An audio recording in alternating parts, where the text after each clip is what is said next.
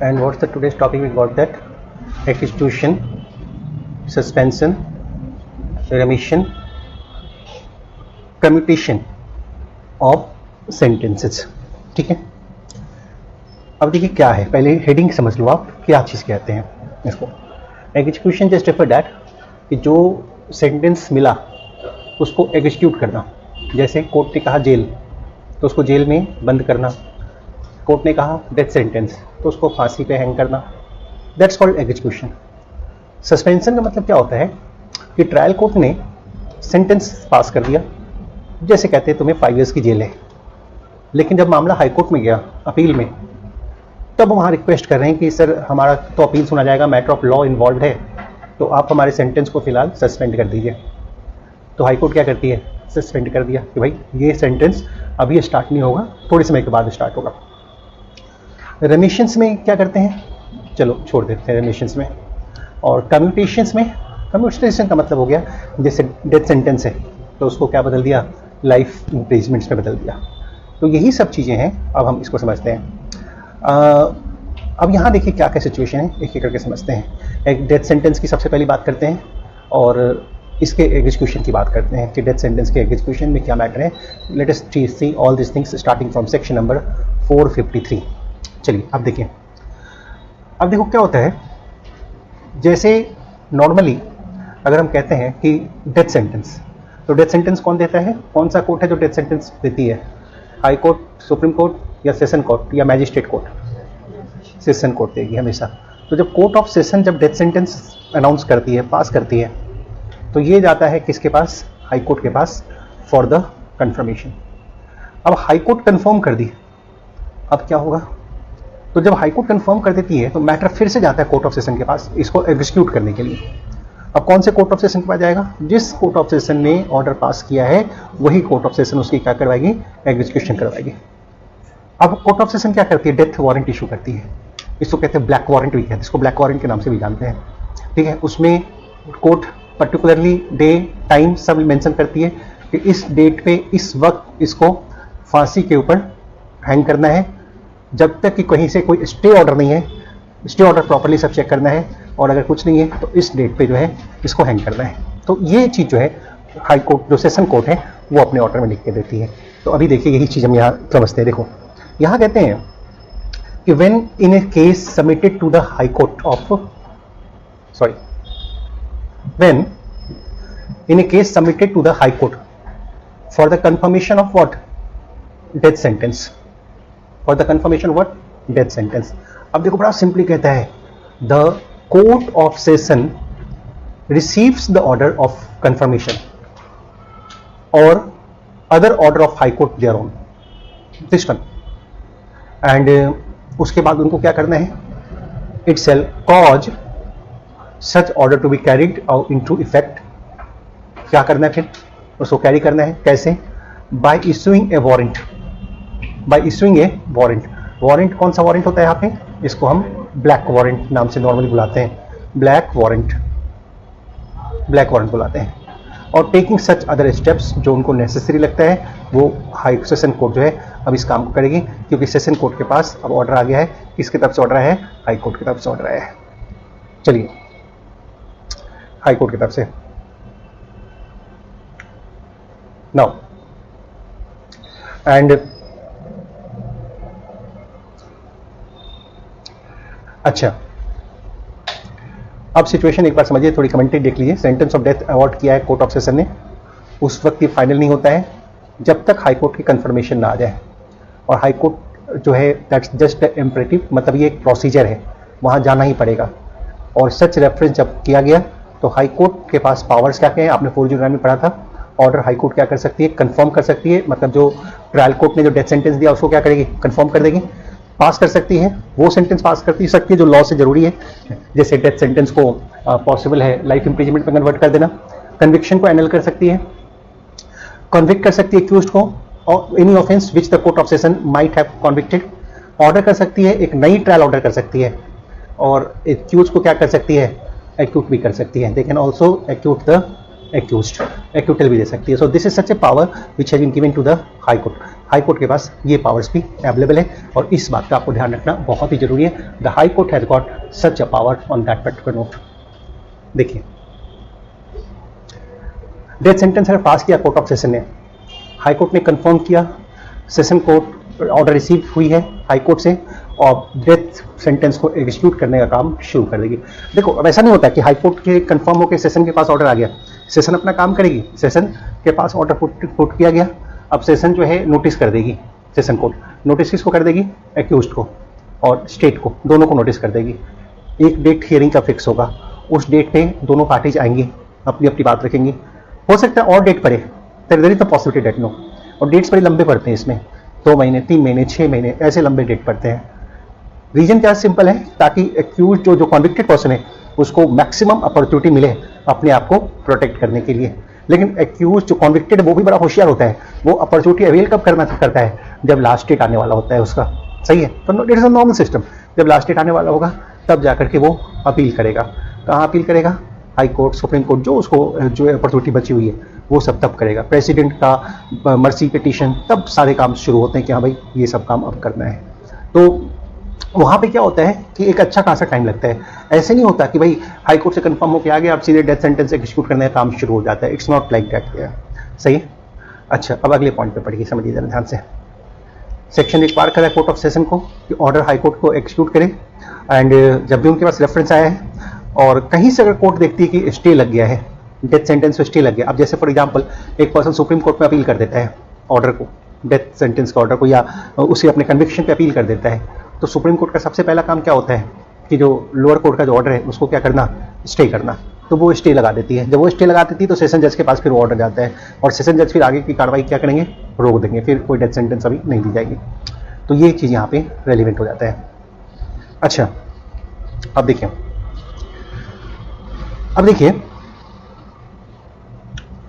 Normally अगर हम कहते हैं ना कि डेथ सेंटेंस अपील में भी फाइल होती है, अपील सेम, और रिवीजन में भी होती है। सुनिए ध्यान से, अपील में भी होगी और रिवीजन में भी होगी। अब कैसे क्या होता है सुनो। सपोज करो कोर्ट ऑफ सेशन ने जो है एक्यूज्ड को दिया लाइफ इम्प्रिजमेंट। एग्रीव्ड कौन होगा इससे, इस ऑर्डर से कौन एग्रीव्ड होगा, which aggrieved from this order. Accused बोलो, एक्यूज्ड होगा ना। क्या स्टेट होगी, स्टेट होगी, हाँ स्टेट भी हो सकती है। क्या विक्टिम हो रहा है, विक्टिम भी एग्रीव्ड है, हेनियस क्राइम हुआ है उसके साथ, और सिर्फ life imprisonment. They are not satisfied with that, then what they are doing, then they are going to the high court for the maximum punishment. The trial court has not considered such and such thing. Trial court has not appreciated how the crime was rarest to rare, और वो कहाँ चले गए, high court में। अब high court ने trial court के order को मॉडिफाई कर दिया और लाइफ इम्प्रिजमेंट्स को बदल के वो डेथ सेंटेंस कर दी। तो वही कहते हैं the court of session shall on receiving the order of the high court, high court का ऑर्डर रिसीव हुआ है, कॉज करेंगे sentence to be carried out by issuing what, warrant. अब यहाँ पे आपको एक बात ध्यान रखने की है, सेंटेंस ऑफ डेथ पास कौन कर रहा है, ओरिजिनली कौन पास कर रहा है, यहाँ पे हाई कोर्ट पास कर रही है, ओरिजिनली हाई कोर्ट पास कर रही है। When the sentence of death is passed by who, high court, not the session. The session has given the life imprisonments, now the party has gone to the high court. हो सकता है कि accused खुद ही चला गया high court कि sir मेरा जो लाइफ इम्प्रिजमेंट्स है वो सही नहीं है, हमें तो बड़ी होना चाहिए था, हमारा तो एक्यूटर होना चाहिए था।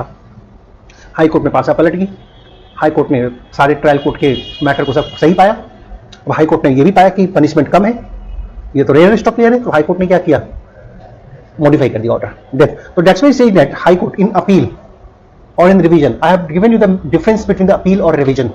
नॉर्मली जो बीएनएसएस होगी वहां पे क्या होता है, वहां रिवीजन होता है, नहीं बीएनएसएस में क्या होता है, रिवीजन्स होते हैं। और जो स्पेशल लॉज हैं जितने भी, वहां पे क्या होता है, अपील होती है, उसमें अपील होती है। बीएनएसएस में क्या होती है, रिवीजन्स होती है। और यहां कहते हैं the court of session shall. अब देखो नॉर्मली मैं एक बात बताता हूं, रिवीजन्स और अपील, देखो दोनों का दायरा कितना, दोनों में डिफरेंस एक बार ध्यान से सुनो। पहले एक बार तो जीके की बात बताता हूं। रिवीजन्स है, रिवीजन्स पे हम क्या देखते हैं कि ट्रायल कोर्ट ने प्रोसीजर सही चलाया कि नहीं चलाया, only this thing is there. और मैटर ऑफ लॉ पे कोई गड़बड़ी तो नहीं है, प्रोसीजर सही चलाया कि नहीं चलाया, मैटर ऑफ लॉ पे कोई गड़बड़ी की नहीं है। जैसे फॉर एग्जांपल हम एलिगेशंस लगाते हैं कि ट्रायल कोर्ट में हमारा विटनेस झूठ बोला, ठीक है, हमारा विटनेस क्या किया, झूठ बोला, उनका विटनेस झूठ बोला, तो रिविजन्स में नहीं रखा जाएगा। लेकिन अपील है, अपील में हम जाके बोलते हैं कि हमारा विटनेस, वो जो विटनेस था वो झूठ बोला है, उसका प्रॉपर क्रॉस एग्जामिनेशन नहीं हुआ, अब ट्रायल कोर्ट को इंस्ट्रक्शन दे कि वो फिर से क्रॉस एग्जामिनेशन करे उस विटनेस का particularly. When the matter concern with the appeal, the court में order to do so, but when the matter concern with the revision, the court will say that no, we do not have such a locus standing, such a jurisdiction to order the re-examination of the witness there. So revisions and appeal are two different things, whereas the appeal is very wider, the revisions is quite shorter there. So ये आपको हमेशा ध्यान रखना है। लेकिन order दोनों में reverse होते हैं, दोनों का नतीजा ये होता है कि हम ट्रायल कोर्ट के ऑर्डर को जो है हम ऑफ कोर्स स्क्रूटनाइज करना वो कहते हैं, और कोर्ट अगर सेटिस्फाइड होती है तो उसको स्क्रूटनाइज भी करती है और ऑर्डर को रिवर्ट भी करती है। This one the matter body, सही है। और एक बात बहुत इंपॉर्टेंट है कि बता दूं, जहां पे अपील लाई करती है वहां रिवीजन लाई नहीं करेगा, और जहां रिवीजन लाई करता है वहां अपील लाई नहीं करेगा। ये बात आपको हमेशा देखना पड़ेगा। यानी कि जब आप केस फाइल करने जा रहे हो, ट्रायल कोर्ट के ऑर्डर से सेटिस्फाइड नहीं हो, तो अच्छी तरह सोच समझ लो कि यहाँ पे अपील लाई करती है कि फिर यहाँ पे रिवीजन लाई करती है, और उसी के अकॉर्डिंगली अपना पिटिशंस को बनाओ। अदरवाइज ऐसा हुआ कि ऊपर के कोर्ट में चले गए और कोर्ट ने पकड़ लिया कि यहाँ तो अपील नहीं, यहाँ तो रिवीजन होना चाहिए, तो फिर क्या होगा। तो ये भी होता है कि कोर्ट खुद ही कन्वर्ट कर देती है अपील को रिवीजन में, रिवीजन को अपील में, कोर्ट खुद ही अपने ऑर्डर से भी कन्वर्ट करती है, ऐसा भी होता है। But most of the time you have to take care of the situation where to go for the appeal and where to go for the revision. This is the thing which you have to see that. तो आप कहते हैं when the sentence of death is passed by who, high court, where, appeal में या फिर revisions में, तो court of session जो है, तो court of session on receiving the order of the high court cause the sentence to be carried out into effect by issuing what? Warrant. By issuing the warrant. This one the point called here. और ये section तभी applicable है जब death sentence पास हुई है, only this thing.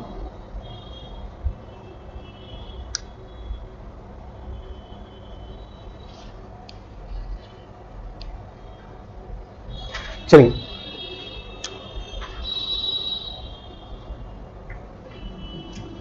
अब सुनिए एक बात को, high court death sentence pass कर दी, ठीक है। Normally matter was there at trial court, trial court से मैटर गया कोर्ट ऑफ सेशन में, और कोर्ट ऑफ सेशन से मैटर गया हाई कोर्ट में। हाई कोर्ट ने डेथ सेंटेंस पास किया, क्या ऐसे या तो कंफर्म किया ट्रायल कोर्ट के ऑर्डर को, लोअर कोर्ट के ऑर्डर को, या फिर रिवर्स किया, जो भी है हाई कोर्ट ने पास कर दिया। Now where to go for the next appeal? Where to go for the next appeal? That's appeal to the Supreme Court. That's the point here. अब देखो, अगर सुप्रीम कोर्ट में अपील के लिए जाते हैं तो हाई कोर्ट को थोड़ा टाइम देना पड़ेगा ना। यहाँ भाई तुमको डेथ सेंटेंस तो दे रहे, लेकिन अभी सेंटेंस तुम्हारा क्या रहेगा, सस्पेंड रहेगा, अभी सेंटेंस एग्जीक्यूट नहीं होगी। नॉर्मली ऐसा होता है, ऑर्डर में लिख देते हैं कि हमारा जो ये सेंटेंस है 60 डेज के बाद एक्सिक्यूट किया जाएगा, 90 डेज के बाद एक्सिक्यूट हो, that's properly return to the order there. So here says that when a sentence to death by the high court and an appeal from a judgment lies in the Supreme Court under clause A, B, 1 Constitution of India. Obvious सी बात है, appeal लाई करती है, इसमें कोई doubt नहीं है, appeal लाई करती है हमेशा। अब यहां कहते हैं, आपको ध्यान देना है, the high court shall order the execution of sentence. क्या करना है इसको, टू बी पोस्टपोन्ड, उसको पोस्टपोन कर देंगे until the period allowed for preferring such appeal has expired. The order shall be postponed for the time being. For the time being order क्या रहेगा, postponed रहेगा। और अगर अपील प्रेफर कर दिया गया इस बीच में, तो यहां पहले ही लिख दिया गया है, जब तक वो अपील डिसाइड ना हो जाए तब तक वो ऑर्डर क्या रहेगी, पोस्टपोन रहेगी। सही है, आपको ध्यान रखना, ये डेथ सेंटेंस के लिए सिर्फ, that's only for the death sentence. Normal अगर सेंटेंस कोई हाई कोर्ट पास कर दे तो वहीं से पुलिस ले जाएगी पहले जेल, दिस वन, वो नॉर्मली पहले क्या होता है, वहां से जेल ही जाना होता है। बट डेथ सेंटेंस जब पास किया है, वो पर्सन तो ऑलरेडी जेल में, जिसको डेथ सेंटेंस पास होती है उसका बेल नहीं होता है, जिसका डेथ सेंटेंस एक्सेप्टेड होता है। तो जब वो पर्सन ऑलरेडी उसके डेथ सेंटेंस पास हुई है, तो वैसे सर्कमस्टेंस में क्या होगा, कोर्ट देखती है कि इस पर अपील लाई कर रही है और ऑब्वियसली अपील लाई करती है सभी ऑर्डर पे, तो वैसे सर्कमस्टेंस में डेथ सेंटेंस को पोस्टपोन कर देगी जितना पीरियड अपील फाइल करने को दिया गया है उतने पीरियड तक, और अगर अपील प्रीफर कर दिया गया तो जब तक क्या होता है, अपील को डिस्पोज ऑफ ना कर। नॉर्मली लोग अपील नहीं फाइल करते हैं, नॉर्मली लोग अपील नहीं फाइल, ये ट्रिक्स हैं। अब ट्रिक कैसे है, जो पर्सन जानता है कि मैंने तो अपराध किया ही है, सब कुछ सामने है, ट्रायल कोर्ट ने बढ़िया से केस देखा, अपील में तो मुझे हारना ही है, अगर कोई ये सोच के बैठता है तो सोचता है कि फांसी तो होना ही है, इसमें कोई रोक नहीं सकता, दैट्स इट। तो ट्रिक होती है इसको कितना डिले कर ले, that is the main tricks that no. तो what the people are doing that, high court pass the order of death sentence, he won't go for the appeal, वो appeal में नहीं जाएगा। अब वो वेट करेगा, आराम से वेट करेगा, लंबा वेट करेगा। ऐसे ही नहीं होगा कि 60 दिन के बाद उसको फांसी पे लटका दिया जाए, पहले स्टेट को जाना पड़ेगा, उसी सेशन कोर्ट के पास एग्जीक्यूशन पिटीशन फाइल करनी पड़ेगी। वो एक सेपरेट केस ही होता है एग्जीक्यूशन का फाइल करना, वो वहाँ पे फाइल करेंगे, उसमें डेट लगेगी, कम से कम 2-3 हियरिंग होगी, उस डेट पे 2-3 हियरिंग होगी। उसके बाद डेथ वारंट इशू होगा, डेथ वारंट इशू होगा, डेट स्पेसिफाइड होगा, डेट स्पेसिफाइड हो गया, अब जाएंगे अपील के लिए, अब अपील के लिए जाएगा। अब अपील के लिए जहाँ जाता है, अपील एडमिट ही होता है, वो ऑलरेडी रुक जाता है, फिर वहाँ का ऑर्डर, वो सारे एग्जीक्यूशन रुक जाते हैं, स्टे हो जाते हैं जब तक अपील डिस्पोज ऑफ ना हो जाए। पॉसिबल है कई बार नहीं भी रुकता है, अपील भी चल रही है, वो टाइम भी निकल रहा है, दोनों चीज़ें होती हैं। तो पॉसिबल है अगर 134 का टाइम एक्सपायर्ड हो गया है, वो रिट के अकॉर्डिंगली जाते हैं, हाल से आफ्टर 32 में रिट फाइल कर देते हैं, ठीक है। बहुत सारे पिटिशन होते हैं, क्यूरेटिव पिटिशन होते हैं, रिट पिटिशन होते हैं, 134 का पिटिशन होता है, भरमार है, कोई ना कोई पॉइंट बना करके लोग फाइल करके टाइम बचा ही लेते हैं सर्कमस्टेंस में, है ना। If an appeal is preferred in that period until such appeal is disposed of, until the appeal is disposed of। किसी की डेथ सेंटेंस एग्जीक्यूट होगा या नहीं होगा, ये बहुत बड़ा थ्रिल बना होता है। पता चलता है कि कल सुबह 4 बजे फांसी देने वाली है और सुबह 3 बजे जो है स्टे ऑर्डर आ जाता है कोर्ट से, सुबह 3 बजे। इसमें सबसे बड़ा खुशनसीब रहा है, कौन रहा है, सुरेंद्र कोहली, जान उसकी पूरी बच गई।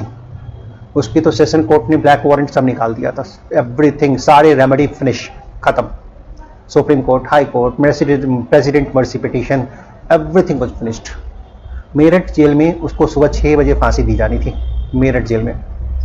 कुछ एडवोकेट्स रात के 12 बजे से सुप्रीम कोर्ट के आसपास खड़े होने शुरू हो गए, उस दिन 11-12 बजे से पिटीशन लेके खड़े थे।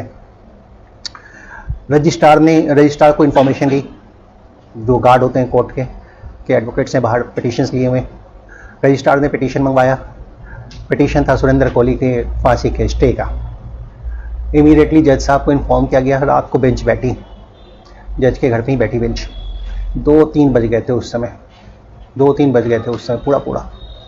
अब 2-3 बज गए थे, उसके बाद जो है आर्गूमेंट हुआ कि सुरेंद्र कोहली को फांसी की सजा है, लेकिन अभी उसके 2 केसेस और चल रहे हैं मर्डर के, जिसमें डिसाइड होना बाकी है कि वो इनोसेंट है या गिल्टी है, वो डिसाइड होना बाकी है। और अगर उसको फांसी दे देते हैं तो उसका लीगल राइट जो है अपने आप को रिप्रेजेंट करने का, अपने आप को डिफेंड करने का, वो लीगल राइट खत्म हो जाएगा। कोर्ट को भी आर्गूमेंट बड़ी कन्विंसिंग लगी और कोर्ट ने वो फांसी क्या कर दी, स्टे कर दी फांसी। कोर्ट ने वो फांसी स्टे की। अब ऑर्डर गया मेल के थ्रू, जेलर मेल से नहीं मानता, वहाँ का मेरठ जेल में फांसी हो रही थी, वो मेल से वो उनको चाहिए दस्ती कॉपी। दस्ती कॉपी का मतलब होता है कोर्ट के जज का साइन किया हुआ कॉपी हैंड टू हैंड आपको मिले, दिस वन।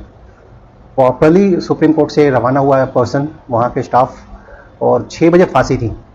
समझो 5:45 में जेलर के हाथ में ला करके वो कागज दिया गया, और जाके उस वक्त, मतलब सुरेंद्र कोहली को जैसे फिल्मों में देखते हो ना कि वो फांसी के तख्ते पे उसको चढ़ा दिया गया है, कपड़े उपड़े सर पे लगा दिए गए हैं, सब हो गया है, सही है, पूरी तैयारी है, एन वक्त पे जो है स्टे ऑर्डर दिया, और तब जाके उसका फांसी होल्ड हुआ, तब जाके होल्ड हुआ।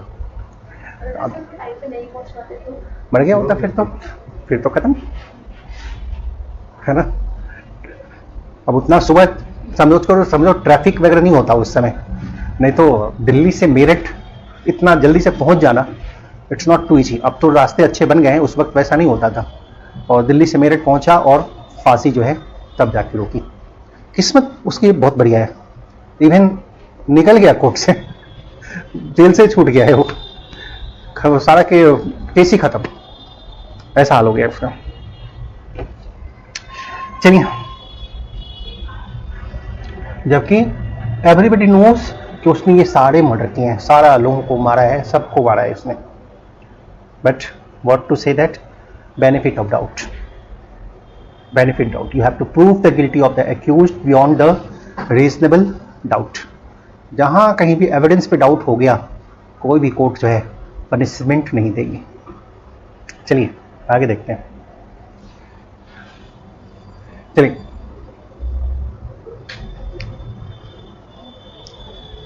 सेंटेंस,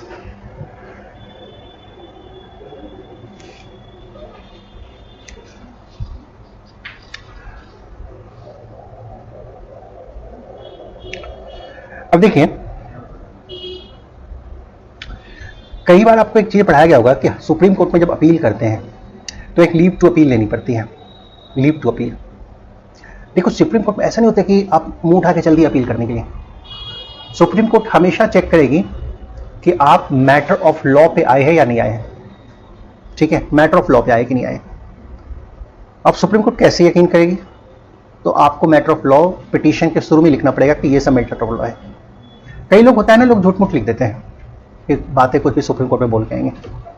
ठीक है, तो जो हाई कोर्ट में केस चलता है आपका, उसका जो केस चलता है हाई कोर्ट में, वो हाई कोर्ट के जज बताते हैं कि ये सब मैटर ऑफ लॉ है दिस पर।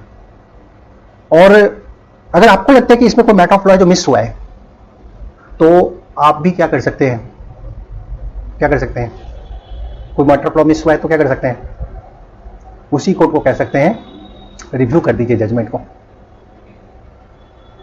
रिवीजन तो ऊपर के कोर्ट को कहते हैं।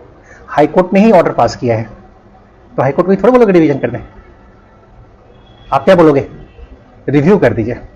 हाई कोर्ट बोलेगी, ऐसा थप्पड़ मारेंगे कि चले जाओगे।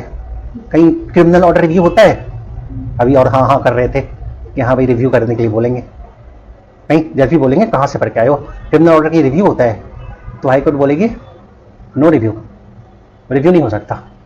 फिर क्या, अपील ही होगा अब तो।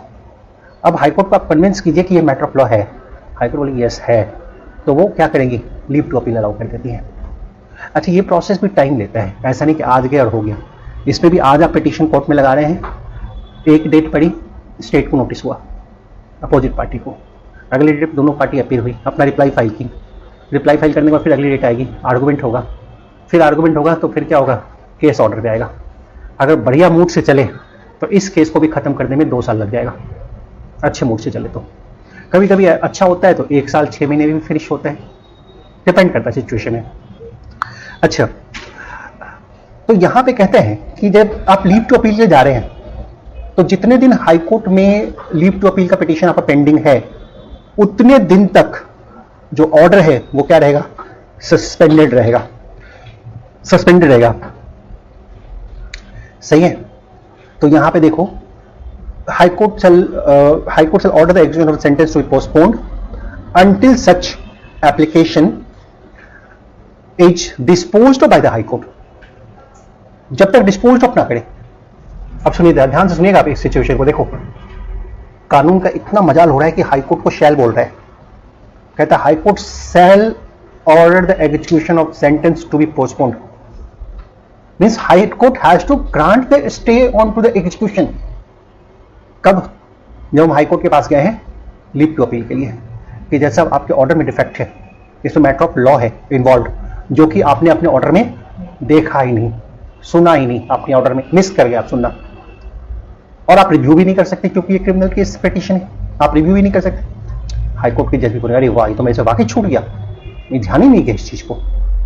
तो हाई कोर्ट क्या करेंगे, उस मैटर ऑफ लॉ को लिखेंगे अपने order properly, so such and such matter of law exist on that which could not be considered at the time of the appeal, वो प्रॉपर लिखते हैं। अच्छा, अब बोलो स्टे कब तक रहेगा।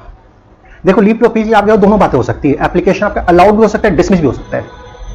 तो हम कहते हैं until such application is disposed of bye the high court. हो सकता है आपका एप्लीकेशन डिसमिस ही हुआ है, हाई कोर्ट ने कहा कोई मैटर ऑफ लॉ इन्वॉल्व नहीं है तुम्हारे मैटर, हमने देख लिया, सब बढ़िया है, proper first class, nothing is there. हो सकता है हाई कोर्ट ने लीव टू अपील ग्रांट कर दी, हाई कोर्ट ने लीव टू अपील ग्रांट कर दिया, दोनों बातें possibility, there is possibility of both of the things at all there. सही है। अब अगली बात कहते हैं, सुनिए अब ध्यान से समझिएगा। अब मान लो लीव टू ग्रांट अपील आपको दे दिया कोर्ट ने, अब आप क्या करोगे? सुप्रीम कोर्ट चले जाओगे। लेकिन अभी भी अगर लीव टू अपील दे दिया है तो अभी भी सस्पेंडेड रहेगा वो ऑर्डर, जब तक आप सुप्रीम कोर्ट में आपका पिटीशन फाइल करने का जो टाइम है वो एक्सपायर्ड ना हो जाए।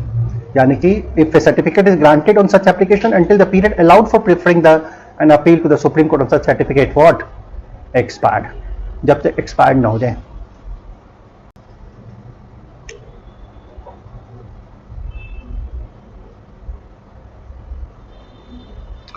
अच्छा, 136 में सुप्रीम कोर्ट के पास भी special leave to appeal petition file करते हैं, ठीक है, स्पेशल लीव टू अपील। अब देखो इसमें क्या होता है ना, दो चीज होती है।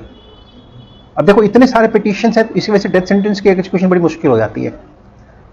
अगर स्पेशल लीव टू अपील अगर हाई कोर्ट से नहीं मिलता है तो हम सुप्रीम कोर्ट चले जाते हैं, special leave to appeal file करते हैं कि सर हाई कोर्ट ने तो देखा नहीं, आप देख लो, ये सब कमियां हैं इस सब चीजों में। तो ठीक है, जब वहां जाओगे तो हाई कोर्ट इधर स्टे कर देगी, फिर प्रेजेंट एग्जीक्यूशन को हाई कोर्ट स्टे कर देगी, it shall be stayed by the high court.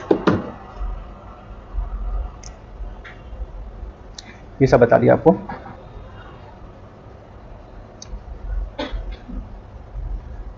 Commutation sentence to death on the pregnant women.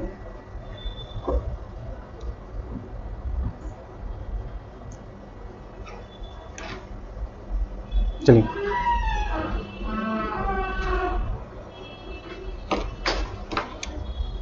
अच्छा एक मैंडेटरी प्रोविजन है।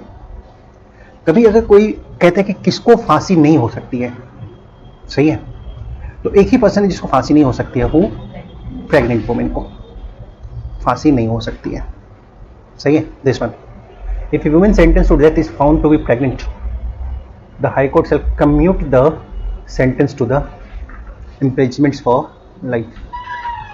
नहीं, एक पर्सन बीमार है तो फांसी हो सकती है, फीवर है, हाई फीवर है, 103 डिग्री फीवर है, क्या फांसी हो सकती है?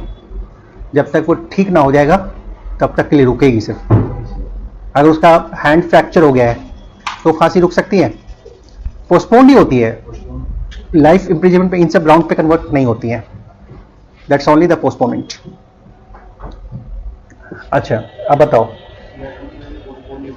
हाँ पोस्टपोन नहीं होते हैं। अब मुझे एक सिचुएशन बताओ, आप सोच के बताना ध्यान से, ठीक है। एक मैन, एक और मैन, एक वुमेन, तीनों ने मर्डर किया, ठीक है, हीनियस क्राइम, तीनों ने हीनियस क्राइम किया, ट्रायल चली और तीनों को फांसी की सजा, ऑल थ्री फांसी, क्लियर। अब जब फांसी का समय आ रहा है तो पता चला कि वुमेन प्रेग्नेंट है, तो तीनों की फांसी लाइफ इम्प्रिजमेंट में कन्वर्ट होगी या सिर्फ वुमेन की होगी? अब बताइए, तीनों की होगी या सिर्फ वुमेन की होगी?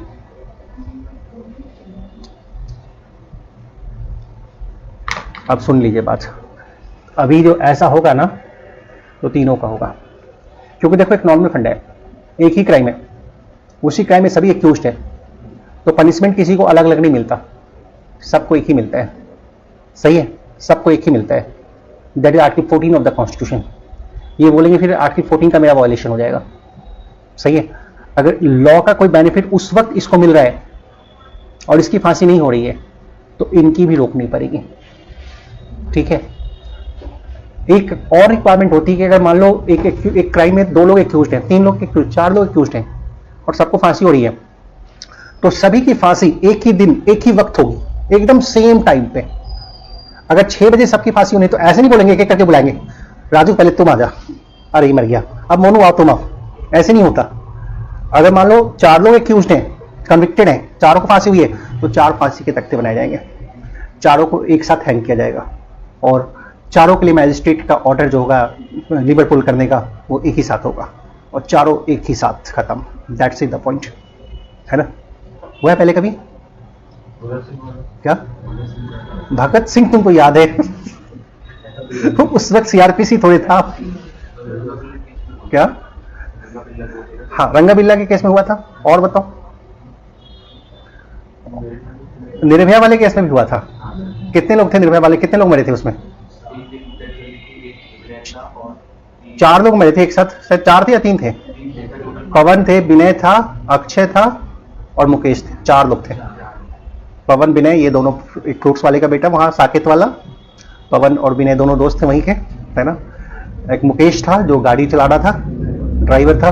उसका कोई रोल सिर्फ यही था कि वो बस चला रहा था, वो सिर्फ बस चला रहा था, ठीक है। और पूरे क्राइम तक वो बस ही चलाता रहा था, फिर भी उसको फांसी हुई बिकॉज कौन सा कॉमन इंटेंशन वाला प्रोविजन रखे। और एक पर्सन और था, कौन उसमें? पवन विनय, और एक बिहार का था, अक्षय, एक बिहार का था, है ना। वो उसकी वाइफ तो इतना रोता हुआ मैंने देखा, मैंने वाइफ और उसके फादर पटियाला हाउस कोर्ट के बाहर हर वकील का पैर पकड़ पकड़ के रो रहे थे, जो भी थे वहाँ सब के लिए, बट नो सुनवाई एट ऑल।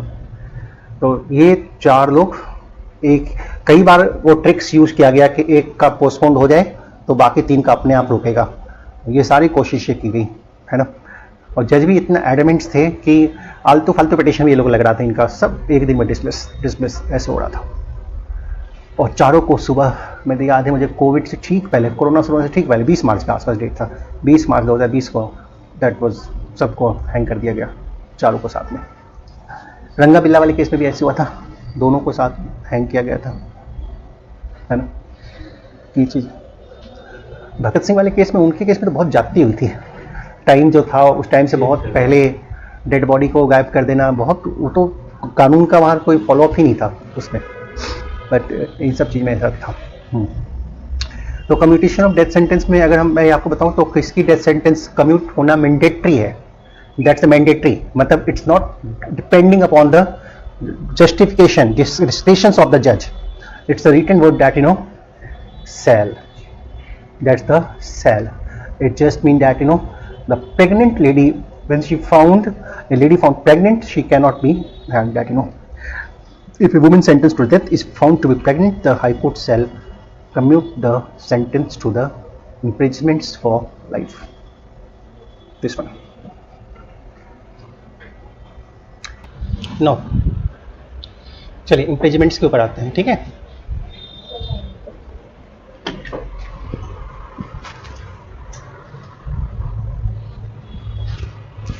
अब एक बात बताओ, क्वेश्चन शुरू करते हैं क्लास को। जेल, क्या कैदी को अपनी चॉइस का जेल मिल सकता है? बोलिए जरा। कैदी को अपनी चॉइस का जेल दिल्ली के कोर्ट ने पनिश किया है और चाहते हैं कि उसको पुणे के जेल में रखा जाए। Can it be done? पहला क्वेश्चन इसमें, एक कैदी की चॉइस है, दूसरा प्रोसिक्यूशन की चॉइस है। क्या इन दोनों सूरत में, अलग अलग हालात में, क्या उसको ऐसे दिल्ली में जो कॉन्विक्टेड हुआ है, क्या उसको पुणे में रखा जा सकता है या नहीं रखा जा सकता? नाउ सी, तो चलिए पढ़ाई शुरू करते हैं, यहाँ से ही आंसर पता चलेगा। पहला ये कहते हैं except when otherwise provided by any law for the time in force. अब देखिए ये एक्सेप्शन में चला गया, तो इसको हम थोड़ा सा डार्क कर देते हैं, ठीक है। ये लो, मतलब जहाँ इसका रोल आ गया, आगे वाला प्रोविजन नहीं चलेगा। बस यहीं से पढ़ना शुरू करते हैं, डायरेक्शन यहीं से है। स्टेट गवर्नमेंट में direct in what place any person liable to be imprisonment और committed to custody under this Sanhita shall be confined. सही है, शैल बी कन्फाइंड। देखो अगर हम कहते हैं ना, एक पर्सन, अगर हम कहते हैं, नॉर्मल सिचुएशन समझते हैं, एक पर्सन या तो अंदर होता है या बाहर होता है। मतलब क्या हुआ, या तो जेल में होता है या जेल के बाहर होता है। लैंग्वेज यही चलता है कि अंदर है या बाहर है। हाँ, जो कल करवाया तो रिपीट करा दो। वो तो थोड़ा पीछे वाला टॉपिक डिफरेंट है, कनेक्टेड नहीं है, तो तुम लिंक ले लेना, वो उससे कर लेना फिलहाल, ठीक है। तो भी कनेक्टेड होता तो मैं करवा देता बीच में, ठीक है। अदरवाइज बैठ जाना क्लास के बाद, फिर कर देते हैं। अब मेरी बात को ध्यान से सुनो, या तो हम कहते हैं अंदर है या कहते हैं हम बाहर है। अगर इंसान अंदर है तो 2 सूरत में होगा। पहला, उसको जेल हो गई है, उसकी कन्विक्शन हो गई है। दूसरा, वो कस्टडी में है, सही है, कस्टडी में। मतलब मान लो अगर वो अंडर ट्रायल है और जेल में है, तो हम उसको ये नहीं कहते हैं कि फिर वो, अगर वो जेल में है तो हम ये नहीं कहते हैं कि वो of course jail word use नहीं करते, फिर इसको हम उसके लिए यूज करते हैं वर्ड क्या, कस्टडी। कौन सी कस्टडी, पुलिस कस्टडी या जुडिशियल कस्टडी, इन दोनों में से कोई कस्टडी होगी। आप देखोगे भी, अगर जेल भी देखोगे तो जेल में सिस्टम दो अलग अलग बना रहता है। एक सिस्टम बना रहता है क्या, जहाँ पे इंसान जो है, एक सिस्टम में नॉर्मली अंडर ट्रायल मुजरिम को रखे जाते हैं, जो मुलजिम होते हैं, जो अंडर ट्रायल रहते हैं, वहाँ हम कहते हैं कस्टडी है। एक होता है जो पूरा का पूरा जिसकी जुर्म प्रूफ हो चुकी है, जो कोर्ट सजा सुना चुकी है और वो अपना सजा काट रहा है, जिसको कहते हैं हम क्या है, वो जेल है, दैट इज द जेल। तो जेल और कस्टडी में डिफरेंस क्या होता है, कस्टडी और जेल, जेल में इंसान को वर्क करना पड़ता है, सुबह से लेकर शाम तक वो वर्क करेगा, काम करेगा। और जो पॉसिबल है, जो हम कहते हैं कस्टडी, उसमें वो काम नहीं करता, उसमें वो कोई वर्क नहीं करता। अब मैं आपको एक बात और बताता हूँ कि या तो जेल की बात कर लो या कस्टडी की बात कर लो, ये दोनों किसके कंट्रोल में होता है, तो ये होता है कंट्रोल स्टेट गवर्नमेंट के। हर जगह की जो स्टेट गवर्नमेंट है वो उसको मेंटेन करती है, मैनेज करती है, स्टाफ्स जो होते हैं वो सब स्टेट गवर्नमेंट के होते हैं, एवरीबडी।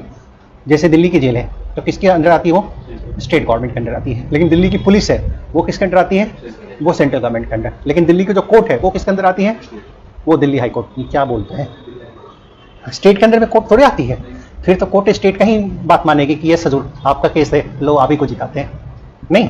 तो हमेशा क्या बोलेंगे कि वो स्टेट के अंडर में कोर्ट नहीं आता। मतलब तीन जो सिस्टम है, हम कहते हैं जेल, हम कहते हैं पुलिस और हम कहते हैं कोर्ट।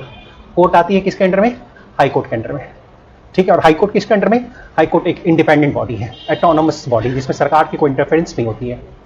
पुलिस किसके अंडर में आ रही है, पुलिस आती है, जैसे दिल्ली की बात करते हैं तो सेंट्रल गवर्नमेंट के अंडर में, लेकिन अगर हम दूसरे स्टेट्स की बात करते हैं तो स्टेट गवर्नमेंट के अंडर में, मतलब सेंट्रल गवर्नमेंट भी हो जाता है और स्टेट गवर्नमेंट। और जेल हमेशा किसके अंडर आएगी, स्टेट गवर्नमेंट के अंडर में।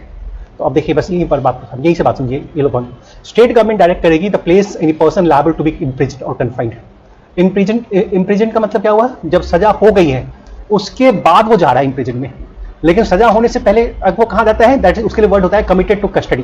That word is called what, committed to custody. This two things are different, that you know. If we are saying that the person is committed to custody, it means that he is under trial person, उसकी अभी trial चल रही है, और ये वहां पे क्या होंगे, कन्फाइंड होंगे, he shall be confined there। सही है। अब चलिए यहां पे आके, अच्छा अब एक बात और सुनो जरा ध्यान से सुनो, एंड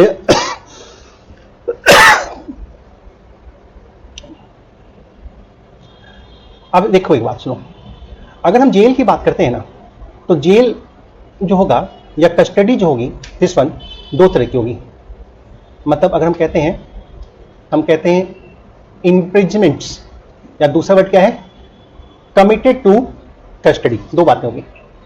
हमेशा ध्यान रखना, दो तरह की होगी, एक होगा सिविल, एक होगा क्रिमिनल, एक होगा सिविल, एक होगा क्रिमिनल। अब दोनों में अंतर बता देता हूं, पहले दोनों में अंतर बता देता हूं।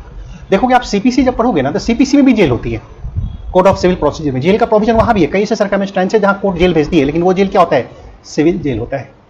अच्छा, सिविल जेल बिल्कुल घर जैसा होगा, माहौल घर जैसा होगा भाई, एक छोटा सा रूम जैसा आपको मिलेगा, बेड मिलेंगे पूरा, ठीक है, और टेबल भी मिलेगा पढ़ने वढ़ने के लिए, आप common computer facilities, internet facility, मतलब पूरा घर जैसा मिलेगा आपको सिविल जेल।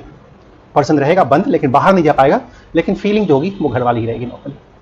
लेकिन जब क्रिमिनल वाले जाओगे तो फिल्मों में देखा है, जितना सब क्रिमिनल ही देखा है, नहीं, वो बैरक होगा, एक बैरक में जैसे इतना बड़ा बैरक है, यहाँ से यहाँ तक का जो है, अगर वहाँ से यहाँ तक का है तो इतने में 15-20 लोग रहेंगे, सबका अपना अपना बिस्तर होगा, ज़मीन पे बिछाएंगे, नॉर्मली लेटेंगे, एक अलमीरा रहेगा जिसमें खाने का कुछ बर्तन वगैरह रहेगा अवेलेबल, इस तरीके से वो यहाँ ऐसे रहेगा। तो criminal jail is complete different thing, वहाँ पूरे शेड्यूल होंगे, काम अपना काम खुद करना है, पूरे शेड्यूल्स बने रहते हैं, कब उठना है कब सोना है, दैट्स क्वाइट नॉर्मल। तो कौन सा जेल डिफिकल्ट है, क्रिमिनल वाला है या सिविल वाला? क्रिमिनल वाला डिफिकल्ट है, और सिविल वाला बहुत डिफिकल्ट नहीं होता, और सिविल वाले में लंबी सजा भी नहीं होती है, ठीक है, लेकिन फिर भी है कई सारे कंटेम्प्ट केस है जिसमें सिविल इम्प्रिजमेंट्स होती है, ऐसा भी पॉसिबिलिटी है। तो अब कहते हैं कि यहाँ पे कि अगर अब यहाँ पे सिचुएशन समझो, एक पर्सन को क्रिमिनल जेल से सिविल जेल में भी शिफ्ट किया जा सकता है, मतलब criminal to where, civil, criminal to civil jail में उसको शिफ्ट किया जा सकता है। अब यहाँ समझो कि यहाँ सिचुएशन क्या है. Let's try to have this point what's given there. कौन सा? सिविल से क्रिमिनल में. हाँ बिल्कुल, दैट वाज. अब एक मिनट इसका पेन ठीक कर लो. जस्ट अभी ठीक कर लो. अब देखिए कहते क्या है, एक कोई पर्सन लायबल टू इम्प्रीजमेंट से कस्टडी में है, कन्फाइनमेंट है सिविल जेल में. This one the court of magistrate order कर सकती है इम्प्रीजमेंट और committal of any direct that person be remove to a criminal jail. This the point called here. थोड़ा सा एरो हम थोड़ा ठीक ठाक कर देते इसमें नॉर्मली. अब सिचुएशन बता देता हूँ मैं. सिचुएशन क्या है यहाँ पर, क्या सिचुएशन है. मान लो एक पर्सन के ऊपर ऐसा कोई एलिगेशन जिसकी वजह से वो सिविल जेल में है. अब उसके ऊपर कोई क्रिमिनल एलिगेशंस लगी है, उसको अरेस्ट करना है, तो मैजिस्ट्रेट डायरेक्शन क्या दे सकते हैं कि इसको सिविल से जो है क्रिमिनल जेल में शिफ्ट करो. इसको सिविल से क्रिमिनल जेल में शिफ्ट करो. This one.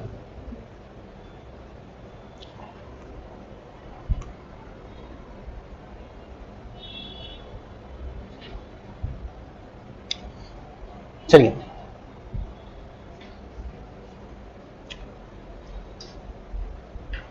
तो अब सुनो जरा, एक बात सुनो. नॉर्मली अगर मैं आपको एक बात बताता हूं, अब मेरी बात समझना. मैं 2 जेल बनाता हूं, एक सिविल और एक क्रिमिनल. अब इस पे ध्यान रखना.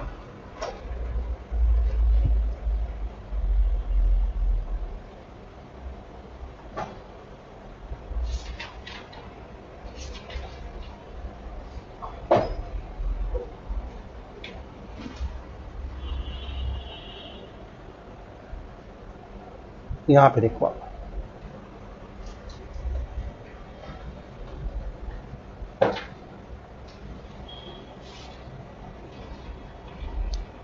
मैं 2 जेल बनाता हूं, एक और एक क्रिमिनल. मान लो ये क्रिमिनल जेल है और ये जो है सिविल जेल है. और पर्सन यहां था, सिविल जेल में बंद था, और इसको 6 महीने की सजा हुई थी सिविल जेल में. 6 months की सजा हुई थी. सही है. अब एक बात आपको ध्यान समझना. अब इसका कोई जुर्म पता चला, इसके ऊपर पुलिस केस हुई और पुलिस को इसको अरेस्ट करना है. तो पुलिस क्या इसको यहां से यहां कर सकती है क्रिमिनल जेल में? पुलिस सोच रही कि बहुत ऐश कर रहा है, जुर्म किया है, इसके ऊपर एलिगेशन है, जब जेल जाने से पहले अपराध किया था, अब इन्वेस्टिगेशन में, अब इंक्वायरी में सब सामने आ गया है, बाहर होता तो हम इसको अरेस्ट करते हैं. अब ये सिविल जेल में बंद है. अब पुलिस चाहती है कि क्रिमिनल जेल में आए. हाउ इट्स द पॉसिबिलिटी, क्या ऐसा हो सकता है कि सिविल से क्रिमिनल लाया जाए? तो सबसेक्शन 2 में वो मैजिस्ट्रेट के पास एप्लीकेशन लगाएंगे और मैजिस्ट्रेट उसको सिविल से क्या करेंगे, क्रिमिनल में ट्रांसफर कर देंगे. अब क्रिमिनल में ट्रांसफर होने के बाद अब पुलिस कस्टडी मांगेगी, पुलिस कस्टडी की, मुझे इसकी पूछताछ करनी है इससे. चलो पूछताछ कर लिया. अब ये कहाँ जाएगा? फिर से इसी कस्टडी में, इसी जेल में आ जाएगा. मतलब यहाँ से ये क्या आ गया, क्रिमिनल में आ गया. देखो सिविल जेल में तो आराम था, ठीक है. क्रिमिनल जेल में थोड़ा आराम इसका हराम हो गया है, मुश्किल हो गया है. पुलिस पूछताछ करे, कोई क्रिमिनल केस है, सोचा ठीक है ऐसा करता हूँ, बेल एप्लीकेशन फाइल करता हूँ. जब चूंकि क्रिमिनल जेल में बंद था तो ये क्या किया, बेल एप्लीकेशन फाइल किया. और जब ये बेल एप्लीकेशन फाइल किया, अच्छा रोक के एक बात बताता हूँ, क्या सिविल जेल में बेल एप्लीकेशन फाइल होती है? सिविल जेल में बेल एप्लीकेशन नहीं फाइल होती है, ठीक है. अच्छा जब क्रिमिनल जेल में आ गया तो बेल एप्लीकेशन फाइल किया. बेल एप्लीकेशन सुना जज ने और बेल एप्लीकेशन अलाउ किया. Okay done, the accused shall be admitted on to the bail. Order pass कर दिया, खुश हो गया बहुत. अब ये कहाँ जाए, सिविल जेल में इसको ले जाया जाएगा फिर या घर जाएगा? बोलिए, सिविल जेल में ले जाया जाएगा या घर जाएगा? ये सबसेक्शन 3 को डालते हैं नजर. देखिए, when a person is removed to a criminal jail under subsection 2, अब कहा गया कि he shall on being released therefrom be sent back to where, कहां पे भेजा जाएगा? सिविल जेल में भेजा जाएगा. वो कहां भेजा जाएगा? सिविल जेल में भेजा जाएगा, ठीक है. वो सिविल जेल में जाएगा unless either 3 years have elapsed since he was removed to a criminal jail. Reason बड़ा सिंपल होता है, बता देता हूं. कभी भी सिविल जेल में 3 साल से ज्यादा की सजा नहीं होती, सब मिला लो भी तो उतनी सजा नहीं होती है. तो वो तो क्रिमिनल जेल में काट किया, मतलब क्रिमिनल जेल में जो बंद रह गया, सिविल ऑटोमेटिकली कंप्लीट हो गया उसका। मतलब 3 साल के बाद, इलेप्स होने के बाद अगर उसकी रिमूवल हुई है, in which case he shall be deemed to have been release from the civil jail under section 58 of the civil procedure code. ठीक है। नाउ या फिर कोर्ट ऐसा करे, order his imprisonment in the civil jail has certified to the officer in charge of the criminal jail that he is entitled to be released under section 58. The point is quite normal. The person was in civil jail but now he is shifted to the criminal jail. तो criminal jail में वो जितने दिन बिता रहा है वो ये माना जाएगा कि उसने क्या किया है, सिविल जेल में भी वो समय बिताया है। तो वो दोनों चीज़ें उसकी क्या हो जाएगी, टैली हो जाएगी। This is the point here.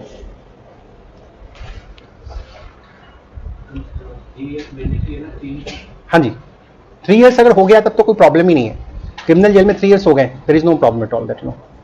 But अगर कम हुए हैं तो नॉर्मली सर्टिफाई करवाना पड़ेगा, तभी घर जाएगा। अदरवाइज फिर जेल से, क्रिमिनल से छूटने के बाद फिर सिविल में जाना पड़ेगा। तो civil criminal, these two different things are there।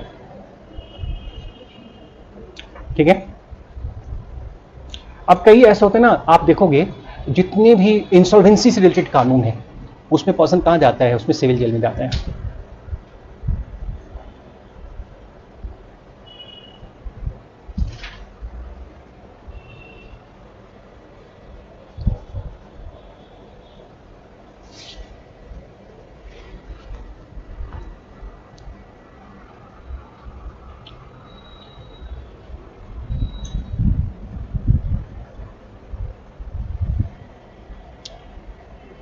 Execution of sentence of imprisonment, section 458।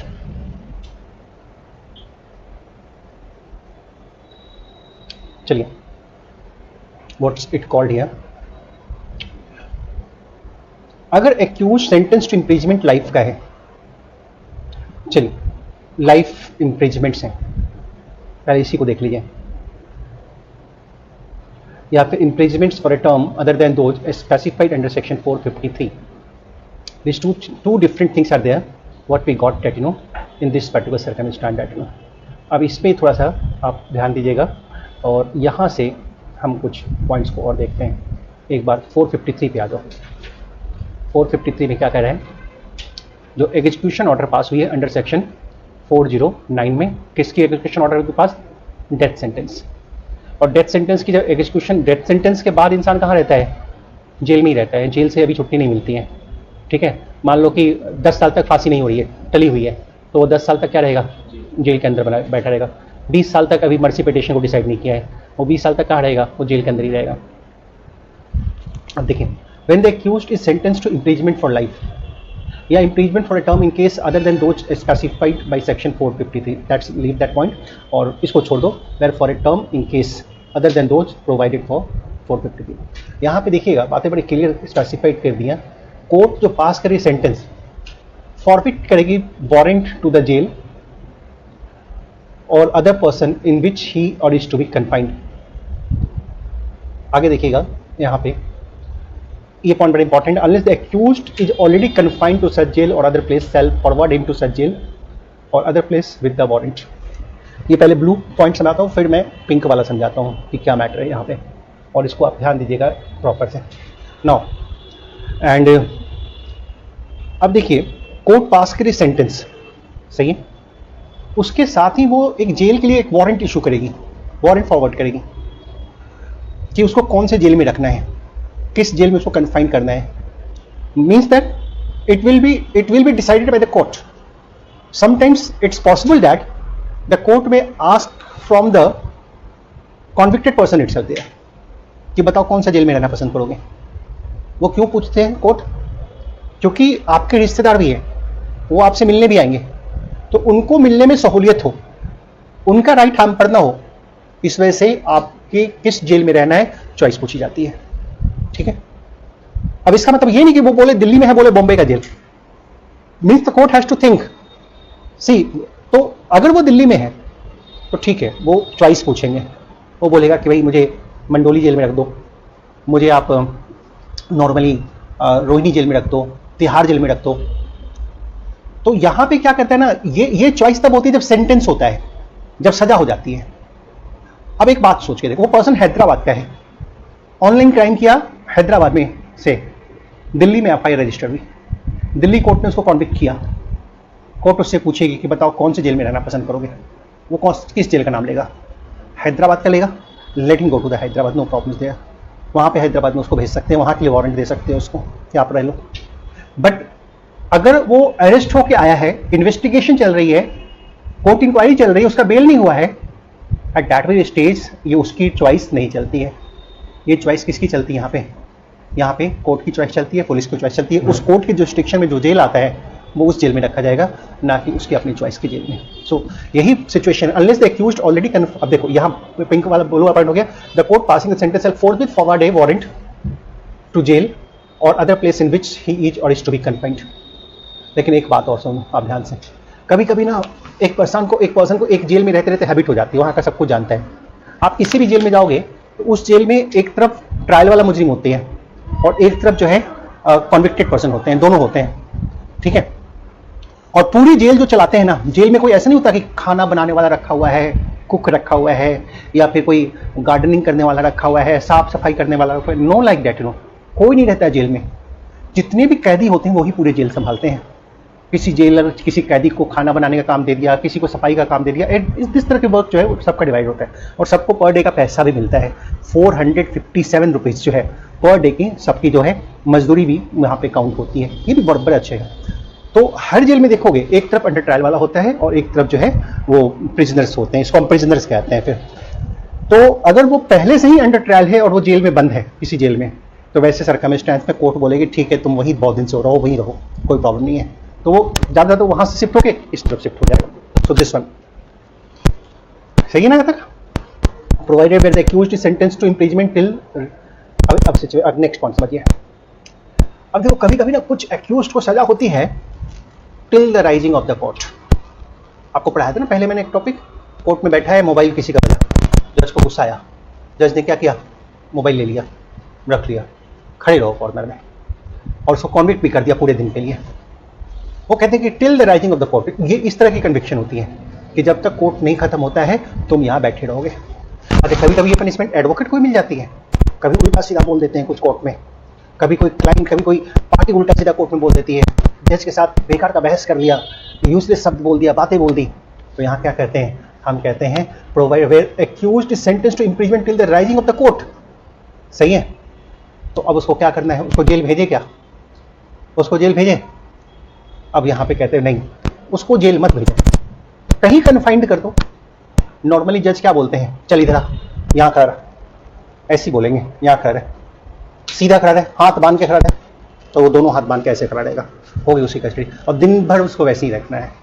या बोलेंगे जाओ वहाँ कॉर्नर में खड़े हो जा, वहाँ कॉर्नर में खड़े हो जा। कई बार बड़े सॉफ्ट जज होते हैं तो आधे घंटे में छोड़ दिया, ठीक है जा आगे से नहीं करना। कई बार उसका जो बदमाशी होता है वो बड़ा सीरियस होता है, तो उसको दिन भर बिठा के रखते हैं, तो बैठ शाम तक पूरा, नहीं छोड़ेंगे तुम्हें।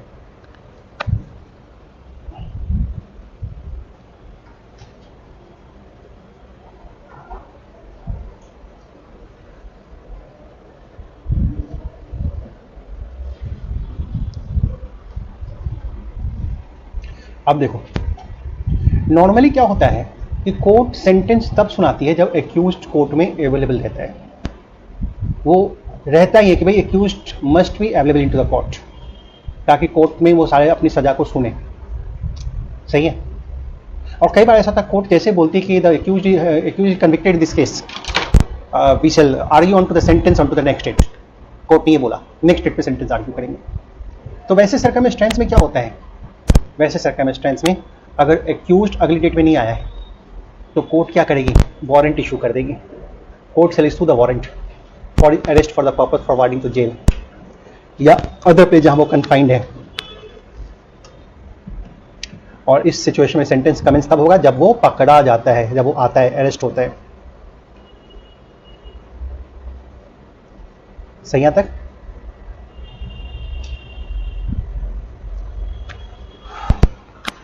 अच्छा, सेंटेंस एग्जीक्यूशन का वारंट किसको डायरेक्ट होगा?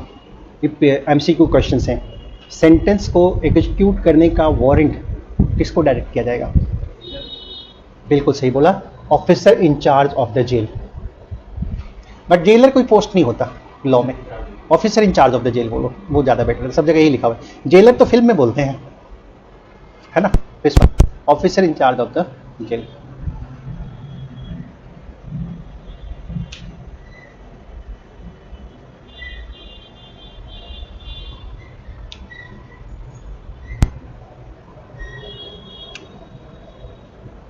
Warrant with home to be lost.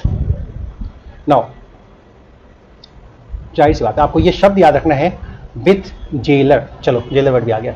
When the prisoner is to be confined in the jail, the warrant किसको दिया जाएगा? जेल के जेलर को दिया जाएगा।